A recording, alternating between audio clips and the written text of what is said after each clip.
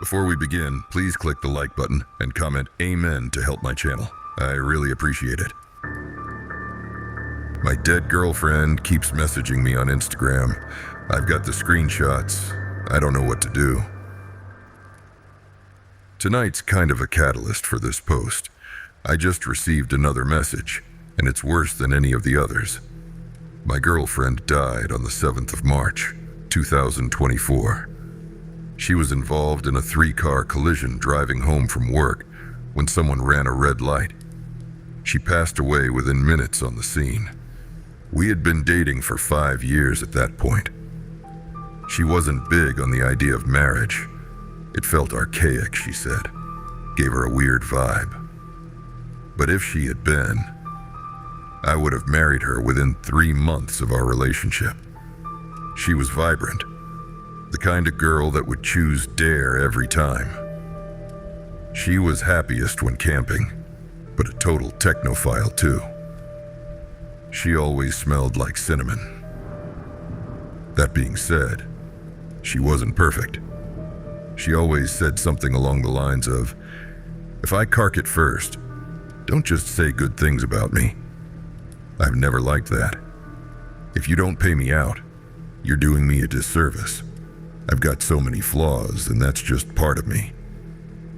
So, this is for M. The music she said she liked and the music she actually liked were very different. Her idea of affection was a side hug. She had really long toes, like a chimpanzee. I know that's tangential, but I don't feel right discussing her without you having an idea of what she was like. On to the meat. M had been dead for approaching 13 months when she first messaged me. April 4th, 2025. This is when it began. I'd left Emily's Instagram account activated so I could send her the occasional message, tag her in throwback posts, go through her photos. It felt too final and too un-Emily to memorialize it. I share access with her mother, Susan, meaning her mother has her login and password and has spent a total of approximately 3 minutes on the app, or on a phone, total. After a little confusion, I assumed it was her. May 16th, 2025. I had received confirmation from Susan that she hadn't logged into M's Instagram since the week of her death. M knew a lot of people, so I instantly assumed this was one of her more tech-savvy friends fucking with me in the worst possible way. I noticed pretty much immediately that whoever was messaging me was recycling old messages from M and Mai's shared DM history. The wheels on the bus comment was from when we were discussing songs to play on a road trip that never eventuated. Hello happened a million times. Around June 2025, Emily started tagging herself in my posts. I would get notifications for them, but the tag would generally always be removed by the time I got to it. The first time I actually caught one, it felt like someone had punched me in the gut. She would tag herself in spaces where it was plausible for her to be, or where she would usually hang out. I've got screenshots of 2, from June and July. These are the only ones I've caught, so they're a little out of the timeline I'm trying to write out. Around this period of time, I stopped being able to sleep. I was too angry to sleep. She would tag herself in random photos every couple of weeks. The friends who noticed and said something thought it was a fucked up bug. I found out recently that there have been friends who have noticed and didn't say anything.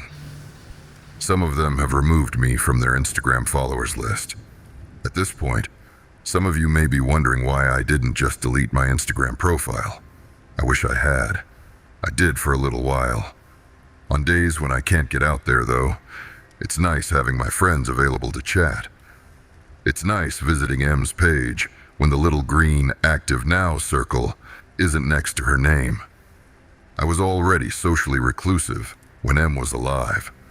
Her death turned me into something pretty close to a hermit, and Instagram and MMOs are my only real social outlets. On February 15th, I sent what I assumed was Em's hacker a message. On February 25th, I received an answer.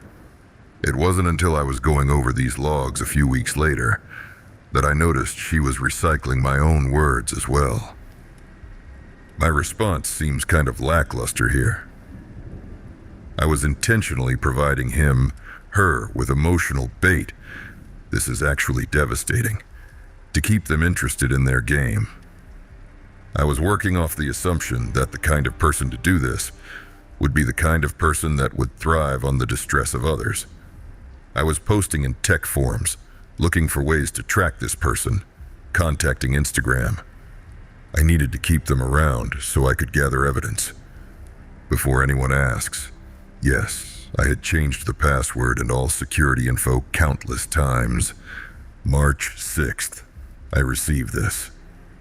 This seems like word salad. Like all our conversations so far, it's recycled from previous messages she sent. March 8th. I hadn't discovered any leads. Instagram had told me the locations her page had been accessed from, but since her death, they're all places I can account for. My home, my work, her mom's house, etc. My response here wasn't bait. Yo Ask Nathan was an in-joke too lame worth explaining, but seeing her say it again just absolutely fucking crippled me. My reaction in real life was much less prettier. I'm not expecting my bond back. Her last few messages had started to scare me, but I wouldn't admit it at this point. March 8th. I don't really have the words for this. Freezing is the first original word she's made. This has given me nightmares that have only started to kick in recently. I keep dreaming that she's in an ice-cold car, frozen blue and gray, and I'm standing outside in the warmth screaming at her to open the door. She doesn't even realize I'm there. Sometimes her legs are outside with me. March 8th. I wasn't actually drunk. She wasn't an affectionate girl, and it always embarrassed her to exchange "I love yous" cuddle, talk about how much we meant to each other. She was more comfortable with it when I was boozed up. I got fake drunk a lot. Her reply is what prompted me to finally memorialize her page, thinking it might help curb this behavior. It might seem innocuous compared to her previous message. It's pasted from an old conversation where I was trying to convince her to let me drive her home from a friend's. In the collision, the dashboard had crushed her. She was severed in a diagonal line from her right hip to midway down her left thigh. One of her legs was found tucked under the back seat. Going back in time, March 7th, 2024. These are logs from the day she died. Hey, you on your way home? Emily? When you see this message, please call me straight away. I called your work, and they said you left at 4. I'm starting to panic. I feel sick in my stomach. Please call me. Emily. Emily, answer your phone. She was usually home from work by 4:30. This, alongside a couple of voicemail messages, is the last time I talked to her under the assumption that she was alive. You'll see why I'm showing you these soon. I got all of these yesterday, March 9th, 2025, from Emily. Hey, you on your way home? Emily, when you see this message, please call me. Straight away. Please stop. I called your work and they said you left at 5. I'm starting to panic. Please stop. Cold. Emily. Emily, answer your phone. I don't know what's happening. Cold. Freezing. I memorialized her page a couple of days after I received the message about walking. Until today, She'd been quiet. She wasn't even tagging herself in my photos. I don't know what to do anymore. Do I kill her memorial page? What if it is her? I want to puke. I don't know what's happening. I just heard another Instagram DM alert, but I'm too afraid to swap windows and check it.